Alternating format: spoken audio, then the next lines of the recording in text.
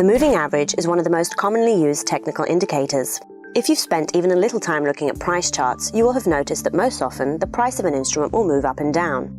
In fast-moving markets, you may find that the price may be surging up only to plummet moments later before surging up again, increasing the potential for false signals. The moving average can help filter out the noise from random price movements and smooth it out in order to see the average value.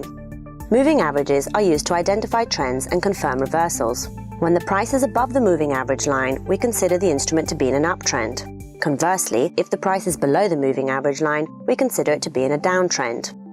The breaking of the moving average line usually implies a trend reversal. Moving averages are also used to identify areas of support and resistance. Many traders will consider the moving average line as a support and resistance level indicator and base trades on it. So traders will check to see whether the price is going towards the moving average and see whether it will bounce back from it or break it, as with regular support and resistance level. Oftentimes, the price of an instrument will find support at the moving average line when the trend is up, and will find resistance at the moving average line when the trend is down. So moving averages will tell you whether an instrument is trending up, down, or if it's ranging. It can tell you if a trend is still in motion and whether it is reversing or losing momentum. Have in mind that a moving average is based on past prices and is known as a lagging indicator. Therefore, it will not warn you in advance, but it will confirm when a trend change has taken place. At the most basic level, when the price crosses up and over the moving average, traders take this as a signal to buy. When it crosses down under the moving average line, they consider it a signal to sell. Let's take a look at the types of moving averages. There are three main types: simple, weighted, and exponential. We will discuss the simple moving average, or SMA, first and show you how it's calculated so that you can adjust it according to the given market circumstance. So if you wanted to plot a 10-day simple moving average, you would add the closing prices of the last 10 days and divide by 10. This calculation gives equal weight to each day. It's called a moving average as the oldest price is dropped each time a new period becomes available, in this way ensuring that the average is based only on the last X number of periods, in our example for the last 10 days. Have in mind that the longer the simple moving average period, the more it lags and the slower it is to react to the most recent price movement. And this brings us to its downside. As equal weight is given to all periods considered in the calculation, the simple moving average is slower to respond to rapid price changes that might prove to be important. So how can you counter this? With another type of moving average, either a weighted or an exponential moving average. The weighted and exponential moving averages are calculated differently from one another, but both types give more weight to recent periods and thus more emphasis on what traders are doing at the moment.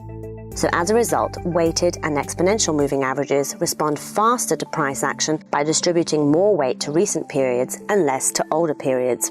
They reflect a quicker shift in sentiment, which can be due to changes in supply and demand or important news events that impact the traded instrument. To illustrate what we mean, if you were to plot an exponential moving average and a simple moving average on a chart, you will see that the exponential moving average is closer to the current price than the simple moving average. Apart from the type of moving average, you also have to decide on the time period. This will largely depend on the type of trend you are analyzing. Here are some guidelines for commonly used time periods: 10 to 20 for short-term trends, 50 for mid-term, and 200 for long-term trends are typically used. When and how should you use moving averages? Deciding which moving average to use and the time period will depend largely on your objective. Use exponential moving averages for shorter time frames, or if you're analyzing a fast-moving market, as you'd have more emphasis on the latest prices. Use simple moving averages if you are planning on holding a position for a longer period of time, as the exponential moving average might be too sensitive and give false signals. You should also use simple moving averages if you'd just like to filter out the noise from random price fluctuations to determine the overall market direction. Thank you for watching this tutorial on moving averages. Our next video will focus on how to trade using moving averages.